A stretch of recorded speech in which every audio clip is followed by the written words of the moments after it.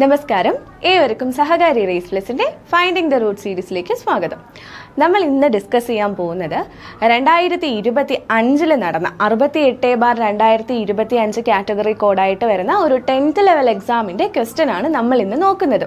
അതായത് ഈ ക്വസ്റ്റ്യൻ വന്നിട്ടുള്ള SCERT ചാപ്റ്റർ ഏതാണ്, അല്ലെങ്കിൽ ഇതിന്റെ സോഴ്സ് എന്താണ് എന്നുള്ളതാണ് നമ്മൾ ഇന്നിവിടെ ഡിസ്കസ് ചെയ്യാൻ വേണ്ടിയിട്ട് പോകുന്നത്. നമുക്ക് ആദ്യം എന്താണ് ക്വസ്റ്റ്യൻ എന്ന് നോക്കാം. ശ്രദ്ധിച്ചോ, ക്വസ്റ്റ്യൻ നോക്കിക്കോ. റോബർട്ട് ബ്രൗൺ എന്ന് പറയുന്ന ശാസ്ത്രജ്ഞനുമായി ബന്ധപ്പെട്ട് താഴെ കൊടുത്തിരിക്കുന്നവയിൽ ശരിയായ പ്രസ്താവന ഏത് എന്നുള്ളതാണ് നമ്മളോട് ചോദിച്ചിരിക്കുന്ന ക്വസ്റ്റ്യൻ. എന്താണ്? റോബർട്ട് ബ്രൗൺ എന്ന് പറയുന്ന ശാസ്ത്രജ്ഞനുമായി ബന്ധപ്പെട്ട് ശരിയായ പ്രസ്താവന ഏതാണ് എന്നാണ് ചോദിച്ചിരിക്കുന്നത്. നമുക്ക് 4 ഓപ്ഷൻസ് തന്നിട്ടുണ്ട്. ശ്രദ്ധിച്ചേ. ഒന്നാമത് പറയുന്നു, ജന്തു ശരീരം കോശങ്ങളാൽ നിർമ്മിതമാണെന്ന് കണ്ടെത്തി. എന്ത് കണ്ടെത്തി അദ്ദേഹം? ജന്തു ശരീരം കോശങ്ങളാൽ നിർമ്മിതമാണ് എന്ന് കണ്ടെത്തി എന്ന് പറയുന്നുണ്ട്. അടുത്ത് പറയുന്നു, വിഭജിക്കുന്ന കോശങ്ങളെ നിരീക്ഷിച്ചു. എന്ത് ചെയ്തു? വിഭജിക്കുന്ന കോശങ്ങളെ നിരീക്ഷിച്ചു എന്ന് പറയുന്നുണ്ട്. അടുത്ത് പറയുന്നു, കോശ കേന്ദ്രം കണ്ടെത്തി. എന്ത് പറയുന്നു? കോശ കേന്ദ്രം കണ്ടെത്തി. നാലാമത്തെ ഓപ്ഷൻ, ഡി ഓപ്ഷൻ പറയുന്നു, സസ്യശരീരം കോശങ്ങളാൽ നിർമ്മിതമാണെന്ന് കണ്ടെത്തി. അപ്പോൾ 4 സ്റ്റേറ്റ്മെന്റ്, 4 ഓപ്ഷൻസ് നമുക്ക് തന്നിട്ടുണ്ട്. ആരുമായി ബന്ധപ്പെട്ട? റോബർട്ട് ബ്രൗണുമായി ബന്ധപ്പെട്ട് എന്ന് പറയുന്ന 4 സ്റ്റേറ്റ്മെന്റ്സ് തന്നിട്ടുണ്ട്. ഇതിൽ ശരിയായ പ്രസ്താവന ഏതാണ്, ബന്ധപ്പെട്ട ശരിയായ പ്രസ്താവന ഏതാണ് എന്നാണ് നമ്മളോട് ചോദിച്ചിരിക്കുന്നത്. ഓക്കെ, അപ്പോൾ ഈ ഒരു ക്വസ്റ്റ്യൻ വന്നേക്കുന്നത് എവിടെ നിന്നാണെന്ന് നമുക്ക് നോക്കാം. എടാ നോക്കിക്കോ, നമ്മുടെ സ്കൂൾ ടെക്സ്റ്റിൽ പറയുന്നത് ഇങ്ങനെയൊക്കെയാണ്. ആദ്യം എന്താണ് കോശങ്ങൾ എന്ന് നമുക്ക് നോക്കാം. എടാ ശ്രദ്ധിച്ചേ, നമ്മുടെ ശരീരം നിർമ്മിച്ചിരിക്കുന്ന അടിസ്ഥാന ഘടകങ്ങളെയാണ് നമ്മൾ എന്തെന്ന് പറയുന്നത്? കോശങ്ങൾ എന്ന് പറയുന്നത്. അപ്പൊ കോശങ്ങൾ എന്താണ്? നമ്മുടെ ശരീരം നിർമ്മിച്ചിരിക്കുന്ന അടിസ്ഥാന ഘടകങ്ങളെ നമ്മൾ പറയുന്ന പേരാണ് എന്ത്? കോശങ്ങൾ. എല്ലാ ജീവനുള്ള വസ്തുക്കളുടെയും അടിസ്ഥാന ഘടകം കോശമാണ്. അപ്പൊ നമുക്ക് മനസ്സിലായി, ജീവനുള്ള വസ്തുക്കളിൽ മാത്രമാണോ കോശമുള്ളത്? ഇവിടെ എന്താണ് പറയുന്നത്? ജീവനുള്ള എല്ലാ വസ്തുക്കളുടെയും അടിസ്ഥാന ഘടകം കോശമാണെന്ന് പറയുന്നുണ്ട്. ഓക്കെ, ജീവനുള്ള എല്ലാ വസ്തുക്കളുടെയും അടിസ്ഥാന ഘടകം എന്താണ് എന്ന് ചോദിച്ചു കഴിഞ്ഞാൽ എന്താണ്? കോശമാണ്. അടുത്ത് പറയുന്നു, മനുഷ്യ ശരീരം നിർമ്മിച്ചിരിക്കുന്നത് കോടിക്കണക്കിന് കോശങ്ങൾ കൊണ്ടാണ്. നമുക്കറിയാം, നമ്മുടെ മനുഷ്യ ശരീരം നിർമ്മിച്ചിരിക്കുന്നത് കോശങ്ങൾ കൊണ്ടാണ്. അപ്പോൾ കോടിക്കണക്കിന് കോശങ്ങൾ കൊണ്ടാണ് എന്ത് നിർമ്മിച്ചിട്ടുള്ളത്? മനുഷ്യ ശരീരം നിർമ്മിച്ചിട്ടുള്ളത്. ചെറുതും വലുതുമായ അനേകം ജീവികൾ നമുക്ക് ചുറ്റുമുണ്ട്. നമുക്കറിയാം, ഈ കാണുന്ന നമുക്ക് ചുറ്റുമുള്ള മനുഷ്യരായിക്കോട്ടെ, ജന്തുക്കളായിക്കോട്ടെ, ജീവികളായിക്കോട്ടെ, സസ്യങ്ങളായിക്കോട്ടെ, എല്ലാം നിർമ്മിച്ചിരിക്കുന്നത് എന്തുകൊണ്ടാണ്? കോശങ്ങൾ കൊണ്ടാണ്. അപ്പോൾ നമുക്ക് കോശങ്ങളെ കുറിച്ചിട്ടുള്ള ഒരു ബേസിക് ഐഡിയ ഇവിടെ നിന്ന് കിട്ടുന്നുണ്ട്. ഇവിടെ എന്താണ് പറയുന്നത്? നമ്മുടെ ശരീരം നിർമ്മിച്ചിരിക്കുന്ന അടിസ്ഥാന ഘടകങ്ങളാണ് എന്തെന്ന് പറയുന്നത്? കോശങ്ങൾ എന്ന് പറയുന്നത്.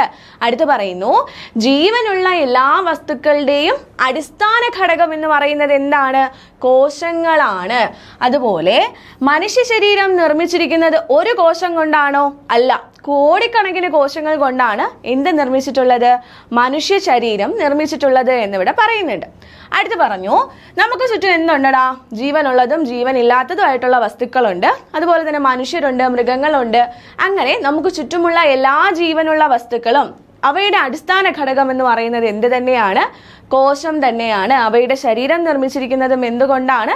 കോശം കൊണ്ടാണെന്ന് പറയുന്നുണ്ട്. അടുത്ത് ശ്രദ്ധിച്ചേ, അടുത്ത് പറയുന്നു, റോബർട്ട് ഹുക്ക് ആരാണെന്ന് പറയുന്നുണ്ട്. ഓക്കെ, ശ്രദ്ധിച്ചോ. 1665 റോബർട്ട് ഹുക്കാണ് ആദ്യമായിട്ട് എന്ത് കണ്ടെത്തുന്നത്? കോശം കണ്ടെത്തിയത്. അപ്പോൾ ഫസ്റ്റ് പോയിന്റ് എന്താ നമുക്ക് പഠിക്കാനുള്ളത്? കോശം കണ്ടെത്തിയത് ആരാണ്? 1665 കോശം കണ്ടെത്തുന്നത് ആരാണ്? റോബർട്ട് ഹുക്കാണ്. അദ്ദേഹം എന്ത് ചെയ്തു? ഓക്ക് എന്ന് പറയുന്ന ഒരു മരത്തിൽ നിന്ന് ആ മരത്തിന്റെ ഒരു ചെറിയ കഷ്ണം എടുത്തു. എന്നിട്ട് അദ്ദേഹം എന്ത് ചെയ്തു? അദ്ദേഹം സ്വയം നിർമ്മിച്ച ഒരു മൈക്രോസ്കോപ്പിൽ കൂടി അതിനെ നിരീക്ഷിച്ചു. ഓക്ക് എന്ന് പറയുന്ന മരത്തിൽ നിന്നും ഒരു ചെറിയ കഷ്ണം എടുത്തിട്ട് അതിൽ എന്തൊക്കെയുണ്ട് എന്ന് അറിയാൻ വേണ്ടി അദ്ദേഹം എന്ത് ചെയ്തു? അദ്ദേഹം സ്വന്തമായി നിർമ്മിച്ച മൈക്രോസ്കോപ്പിലൂടെ അതിനെ നിരീക്ഷിച്ചു. അതിൽ അദ്ദേഹം എന്ത് ചെയ്തു? ചെറിയ അറകൾ പോലെയുള്ള ധാരാളം ഭാഗങ്ങൾ കണ്ടു. അപ്പൊ അദ്ദേഹം എന്ത് ചെയ്തു? മൈക്രോസ്കോപ്പിലൂടെ നിരീക്ഷിക്കുകയാണ്. അപ്പൊ നിരീക്ഷിച്ച സമയത്ത് അദ്ദേഹം എന്ത് കണ്ടെത്തി? കുറെ അറകൾ പോലെയുള്ള ഭാഗങ്ങൾ അദ്ദേഹം നിരീക്ഷിച്ചു. ഈ അറകൾ പോലുള്ള ഭാഗത്തിനെ അദ്ദേഹം സെല്ല എന്ന് വിളിച്ചു. അറകൾ പോലുള്ള ഈ ഭാഗത്തിനെ അദ്ദേഹം എന്തെന്ന് വിളിച്ചു? സെല്ല എന്ന് വിളിച്ചു. ഈ സെല്ല എന്ന് പറയുന്നത് ഒരു ലാറ്റിൻ വാക്കാണ്. സെല്ല എന്ന് പറയുന്നത് എന്താണ്? ഒരു ലാറ്റിൻ വാക്കാണ്. ഈ സെല്ല എന്ന ലാറ്റിൻ പദത്തിന്റെ അർത്ഥം എന്ന് പറയുന്നത് എന്താണ്? ചെറിയ മുറി എന്നാണ്. സെല്ല എന്ന ലാറ്റിൻ പദത്തിന്റെ അർത്ഥം എന്താണ്? ചെറിയ മുറി എന്നാണ്. അപ്പോൾ ഇന്ന് നമ്മൾ അതിനെ എന്തെന്ന് പറയും? സെൽ അഥവാ കോശം എന്ന് പറയും. അപ്പോൾ എന്താണ് നമ്മളിവിടെ പറഞ്ഞത്? 1665 റോബർട്ട് ഹുക്കാണ് എന്ത് കണ്ടെത്തുന്നത്? കോശം കണ്ടെത്തിയത്. അദ്ദേഹം എന്ത് ചെയ്തു? ഓക്ക് മരത്തിൽ നിന്ന് ഒരു ചെറിയ കഷ്ണം എടുത്ത് അദ്ദേഹം സ്വയം നിർമ്മിച്ച ഒരു മൈക്രോസ്കോപ്പിലൂടെ അതിനെ നിരീക്ഷിച്ചു. അദ്ദേഹം നിരീക്ഷിച്ച സമയത്ത് എന്ത് കണ്ടെത്തി? കുറെ അറകൾ പോലെയുള്ള ഭാഗം കണ്ടെത്തി. ഈ അറകൾ പോലുള്ള ഭാഗത്തെ അദ്ദേഹം സെല്ല എന്ന് വിളിച്ചു. സെല്ല എന്ന് പറയുന്നത് എന്താണ്? ഒരു ലാറ്റിൻ വാക്കാണ്. അതിന്റെ അർത്ഥം നമ്മൾ പറഞ്ഞു എന്താണ്? ചെറിയ മുറി എന്നാണ്. ആ സെല്ല എന്ന് പറയുന്ന വാക്കിനെയാണ് നമ്മളിപ്പോൾ സെല്ലെന്ന് പറയുന്നത്. ഓക്കെ, അപ്പോൾ സെൽ എന്താണ്? സെല്ല് കോശമാണ്. അതിന്റെ അർത്ഥം എന്ന് ചോദിച്ചു കഴിഞ്ഞാൽ, അർത്ഥം എന്താണെന്ന് ചോദിച്ചു കഴിഞ്ഞാൽ അർത്ഥം എന്താണ്? ചെറിയ മുറി എന്നാണ്. അപ്പൊ റോബർട്ട് ഹുക്ക് ആരാണെന്ന് മനസ്സിലായില്ലേ? ഇനി നമുക്ക് പഠിക്കാനുള്ളത് നമ്മുടെ +1 ബയോളജി ടെക്സ്റ്റിലെ ഒരു ഭാഗമാണ്. ഇതിൽ പറയുന്ന നോക്കിക്കേ, പൂർണ്ണമായ ഘടനയുള്ള കോശത്തിൽ കുറഞ്ഞ ഒന്നിനും സ്വതന്ത്രമായി നിൽക്കുവാൻ കഴിവില്ല. അപ്പൊ ഇവിടെ പറയുന്ന ഒന്നാമത്തെ പോയിന്റ് എന്താണ്? പൂർണ്ണമായ ഘടനയുള്ള കോശങ്ങൾക്ക് മാത്രമേ എന്ത് ചെയ്യാൻ പറ്റുള്ളൂ? സ്വതന്ത്രമായി നിലനിൽക്കുവാൻ കഴിയുള്ളൂ. അപ്പോൾ സ്വതന്ത്രമായി നിലനിൽക്കാൻ എന്ത് വേണം? പൂർണ്ണമായ കോശഘടന വേണം. അപ്പോൾ പൂർണ്ണമായ കോശഘടന ഇല്ലാത്ത ഒന്നിനും സ്വതന്ത്രമായി നിലനിൽക്കാൻ കഴിയില്ല എന്നിവിടെ പറയുന്നു. അതുകൊണ്ട് തന്നെ എല്ലാ ജീവജാലങ്ങളുടെയും എന്താണ്?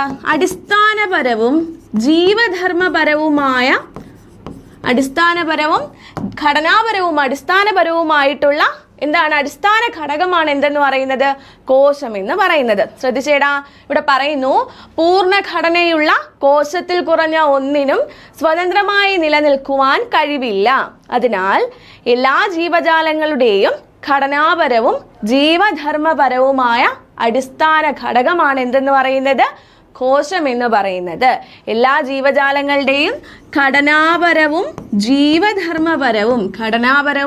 ജീവധർമ്മപരവുമായിട്ടുള്ള അടിസ്ഥാന ഘടകമാണ് എന്തെന്ന് പറയുന്നു? കോശം എന്ന് പറയുന്നത്. ഓക്കെ, ഒരു ജീവകോശത്തെ ആദ്യമായി കണ്ടെത്തി വിശദീകരണം നൽകിയത് ആന്റൺ വാൻ ലീവൻഹോക്ക് ആണ്. ഓക്കെ, ആന്റൺ വാൻ ലീവൻഹോക്ക് ആണ് എന്ത് ചെയ്യുന്നത്? ജീവനുള്ള ഒരു കോശത്തെ ആദ്യമായിട്ട് നിരീക്ഷിക്കുന്നത്. നമ്മൾ പറഞ്ഞു 1665 ആര്? റോബർട്ട് ഹുക്ക് ഓക്ക് മരത്തിന്റെ ഒരു കോശം നിരീക്ഷിച്ച കാര്യം നമ്മൾ നേരത്തെ പറഞ്ഞായിരുന്നു. പക്ഷെ ഓക്ക് മരത്തിന്റെ എന്താണ്? അത് ജീവനുള്ള ഒരു കോശമല്ല. അപ്പോൾ ജീവനുള്ള ഒരു കോശത്തെ ആദ്യമായി നിരീക്ഷിച്ചത് ആരാണ് എന്ന് ചോദിച്ചു കഴിഞ്ഞാൽ ആരാണ്? ആന്റൺ വാൻ ലീവൻഹോക്ക് ആണ്. ആന്റൺ വാൻ ലീവൻഹോക്ക് ആണ് എന്ത് ചെയ്യുന്നത്? ജീവനുള്ള ഒരു കോശത്തെ ആദ്യമായി കണ്ടെത്തി അതിനൊരു വിശദീകരണം കൊടുക്കുന്നത്. അതിനുശേഷം റോബർട്ട് ബ്രൗൺ എന്ന ശാസ്ത്രജ്ഞൻ മർമ്മത്തെ കണ്ടെത്തി. അതിനുശേഷം എന്ത് സംഭവിച്ചു? റോബർട്ട് ബ്രൗൺ എന്ന് പറയുന്ന ശാസ്ത്രജ്ഞൻ എന്ത് കണ്ടെത്തുന്നു? മർമ്മത്തെ കണ്ടെത്തി. മൈക്രോസ്കോപ്പിന്റെ കണ്ടുപിടുത്തവും തുടർന്ന് ഇലക്ട്രോൺ മൈക്രോസ്കോപ്പിന്റെ ആവിർഭാവവും കോശഘടനയെക്കുറിച്ച് വിശദമായി മനസ്സിലാക്കാൻ സഹായിച്ചു. എടാ, ഇവിടെ പറയുന്നത് എന്താണ്? നമ്മൾ ആദ്യം പറഞ്ഞു പൂർണ്ണമായ ഘടനയുള്ള കോശത്തിൽ കുറഞ്ഞ ഒന്നിനും എന്ത് ചെയ്യാൻ പറ്റില്ല? സ്വതന്ത്രമായി നിലനിൽക്കാൻ കഴിയില്ല. അതുകൊണ്ട് ജീവനുള്ള എല്ലാ ജീവജാലങ്ങളുടെയും ഘടനാപരവും ജീവധർമ്മപരവുമായിട്ടുള്ള അടിസ്ഥാന ഘടകമാണ് എന്തെന്ന് പറയുന്നത്? കോശം എന്ന് പറയുന്നത്. ഒരു ജീവകോശത്തെ ആദ്യമായി നിരീക്ഷിക്കുന്നത് ആരാണെന്ന് ചോദിച്ചു കഴിഞ്ഞാൽ ആന്റൺ വാൻ ലീവൻഹോക്ക് ആണ്. അതിനെ തുടർന്ന് റോബർട്ട് ബ്രൗൺ എന്ന് പറയുന്ന ശാസ്ത്രജ്ഞൻ എന്ത് കണ്ടെത്തുന്നു? ഇമ്പോർട്ടന്റ് പോയിന്റ് ആണ്, മർമ്മം കണ്ടെത്തി. റോബർട്ട് ബ്രൗൺ എന്ന് പറയുന്ന ശാസ്ത്രജ്ഞൻ എന്ത് കണ്ടെത്തുന്നു? മർമ്മം കണ്ടെത്തുന്നു. തുടർന്ന് മൈക്രോസ്കോപ്പ് എന്ത് ചെയ്തു? മൈക്രോസ്കോപ്പിന്റെ കണ്ടുപിടുത്തവും അതുപോലെ തന്നെ ഇലക്ട്രോൺ മൈക്രോസ്കോപ്പിന്റെ ആവിർഭാവവും ഒക്കെ വന്നതോടുകൂടി കോശത്തിന്റെ ഘടനയെക്കുറിച്ച് എന്ത് ചെയ്യാൻ പറ്റി? വിശദമായിട്ട് മനസ്സിലാക്കാൻ പറ്റി എന്നും ഇവിടെ പറയുന്നുണ്ട്. ശ്രദ്ധിച്ചേ, ഈ പറയുന്നത് നമ്മുടെ +1 ബയോളജി ടെക്സ്റ്റ് ബുക്കിലാണ്. അടുത്ത് നമ്മുടെ സ്കൂൾ ടെക്സ്റ്റിലേക്ക് തിരിച്ചു വരികയാണെങ്കിൽ കോശവിജ്ഞാനീയത്തിന്റെ 4 വഴികൾ എന്ന് പറഞ്ഞിട്ട് ഒരു ചാർട്ട് കൊടുത്തിട്ടുണ്ട്. അതായത് സെല്ലുകളെ കുറിച്ചുള്ള പഠനം എന്താണെന്ന് ചോദിച്ചു കഴിഞ്ഞാൽ സൈറ്റോളജി. സെല്ലുകളെ കുറിച്ചുള്ള പഠനം എന്താണ്? സൈറ്റോളജി, അല്ലെങ്കിൽ അതിനെ എന്തെന്ന് പറയാം? കോശവിജ്ഞാനീയം. അപ്പൊ സെല്ലുകളെ കുറിച്ചുള്ള പഠനം എന്താണ്? സൈറ്റോളജി അല്ലെങ്കിൽ കോശവിജ്ഞാനീയമാണ്. ഓക്കെ, അപ്പോൾ കോശത്തിന്റെ അതായത് സൈറ്റോളജിയിൽ പ്രധാനപ്പെട്ട കണ്ടെത്തലുകൾ നടത്തിയിട്ടുള്ള ശാസ്ത്രജ്ഞന്മാരുടെ കാര്യങ്ങളാണ് ഈ ഒരു ഫ്ലോ ചാർട്ടിൽ അല്ലെങ്കിൽ ഈ ഒരു വർഷങ്ങളിൽ പറയുന്നത്. ഓക്കെ, ഇവിടെ ശ്രദ്ധിച്ചേ, 1838 എന്ത് സംഭവിച്ചു? മാത്യാസ് ജേക്കബ് ഷ്ലീഡൻ എന്ന് പറയുന്ന വ്യക്തി എല്ലാ സസ്യങ്ങളും കോശങ്ങളാൽ നിർമ്മിതമാണെന്ന് കണ്ടെത്തി. ഇമ്പോർട്ടന്റ് പോയിന്റ് ആണ്. സസ്യശരീരം കോശങ്ങളാൽ നിർമ്മിതമാണ് എന്ന് കണ്ടെത്തിയത് ആരാണ്? 1838 മാത്യാസ് ജേക്കബ് ഷ്ലീഡൻ. അങ്ങനെ 1839 ആയപ്പോ തിയോഡർ ഷ്വാൻ എന്ത് കണ്ടുപിടിച്ചു? എല്ലാ ജന്തുക്കളുടെയും ശരീരം നിർമ്മിച്ചിരിക്കുന്നത് കോശങ്ങൾ കൊണ്ടാണ് എന്ന് കണ്ടെത്തി. അപ്പോൾ 1838 MJ ഷ്ലീഡൻ എന്ത് കണ്ടുപിടിച്ചു? എല്ലാ സസ്യങ്ങളും കോശങ്ങളാൽ നിർമ്മിതമാണ് എന്ന് കണ്ടുപിടിച്ചു. 1839 തിയോഡർ ഷ്വാൻ എന്ത് കണ്ടുപിടിച്ചു? എല്ലാ ജന്തുക്കളും കോശങ്ങളാൽ നിർമ്മിതമാണ് എന്ന് കണ്ടെത്തി. അടുത്ത് നോക്കിക്കേ, 1855 ആയപ്പോ റുഡോൾഫ് വിർഷോ എന്ത് കണ്ടുപിടിച്ചു? നിലവിലുള്ള കോശങ്ങളിൽ നിന്നാണ് പുതിയ കോശങ്ങൾ ഉടലെടുക്കുന്നത് എന്ന് അദ്ദേഹം പറഞ്ഞു. ആരാണ്? റുഡോൾഫ് വിർഷോ എന്ന് പറയുന്ന ശാസ്ത്രജ്ഞൻ 1855 എന്ത് പറഞ്ഞു? നിലവിലുള്ള കോശങ്ങളിൽ നിന്നാണ് പുതിയ കോശങ്ങൾ ഉണ്ടാകുന്നത് എന്ന ആശയം അവതരിപ്പിച്ചു. അപ്പോൾ 1838 MJ ഷ്ലീഡൻ പറഞ്ഞു സസ്യശരീരം എന്താണ്? കോശങ്ങളാൽ നിർമ്മിതമാണെന്ന് കണ്ടെത്തി. 1839 തിയോഡർ ഷ്വാൻ എന്ത് കണ്ടെത്തി? എല്ലാ ജന്തുക്കളും കോശങ്ങളാൽ നിർമ്മിതമാണ് എന്ന് കണ്ടെത്തി. 1855 റുഡോൾഫ് വിർഷോ എന്ത് കണ്ടുപിടിച്ചു? നിലവിലുള്ള കോശങ്ങളിൽ നിന്നാണ് പുതിയ കോശങ്ങൾ ഉണ്ടാകുന്നത് എന്ന ആശയം അവതരിപ്പിച്ചു. ക്ലിയർ അല്ലേടാ? അടുത്ത് പറയുന്ന ശ്രദ്ധിച്ചേ. അടുത്ത് പറയുന്നു, എന്താണ് സെൽ തിയറി അല്ലെങ്കിൽ കോശ സിദ്ധാന്തം എന്താണെന്നാണേ. നോക്കിക്കോ, എല്ലാ ജീവജാലങ്ങളും ഒന്നോ അതിലധികമോ കോശങ്ങൾ കൊണ്ടാണ് നിർമ്മിച്ചിരിക്കുന്നത്. ഇതൊക്കെ നമ്മൾ കുഞ്ഞു ക്ലാസ്സിലേ പഠിക്കുന്നതാണ്. എന്താണ് കോശ സിദ്ധാന്തം അല്ലെങ്കിൽ സെൽ തിയറി എന്ന് ചോദിച്ചു കഴിഞ്ഞാൽ, എല്ലാ ജീവജാലങ്ങളും ഒന്നോ അതിലധികമോ കോശങ്ങൾ കൊണ്ടാണ് നിർമ്മിച്ചിരിക്കുന്നത്. അതേപോലെ ജീവന്റെ അടിസ്ഥാന യൂണിറ്റ് ആണ് കോശം. ജീവന്റെ അടിസ്ഥാന യൂണിറ്റ് ഏതാണ്? കോശമാണ്. അതുപോലെ തന്നെ മുമ്പ് നിലവിലുണ്ടായിരുന്ന കോശങ്ങളിൽ നിന്നാണ് പുതിയ കോശങ്ങൾ രൂപപ്പെടുന്നത്. അപ്പൊ സെൽ തിയറി അല്ലെങ്കിൽ കോശ സിദ്ധാന്തത്തിന്റെ അകത്ത് നമുക്ക് 3 പോയിന്റ്സ് ആണ് പഠിക്കാനുള്ളത്. ആദ്യം പറയുന്നു, എല്ലാ ജീവജാലങ്ങളും എന്താണ്? ഒന്നോ അതിലധികമോ കോശങ്ങൾ കൊണ്ട് നിർമ്മിക്കപ്പെട്ടിട്ടുള്ളവയാണ്. രണ്ടാമത്തെ പോയിന്റ് എന്താ പറയുന്നേ? ജീവന്റെ അടിസ്ഥാന യൂണിറ്റിന് പറയുന്ന പേരാണെന്ത്? കോശം എന്ന് പറയുന്നത്. അതേപോലെ മുമ്പ് നിലവിലുണ്ടായിരുന്ന കോശങ്ങളിൽ നിന്നാണ് പുതിയ കോശങ്ങൾ രൂപപ്പെടുന്നതെന്നും ഇവിടെ എന്ത് ചെയ്യുന്നുണ്ട്? പറയുന്നുണ്ട്. ക്ലിയർ അല്ലേടാ?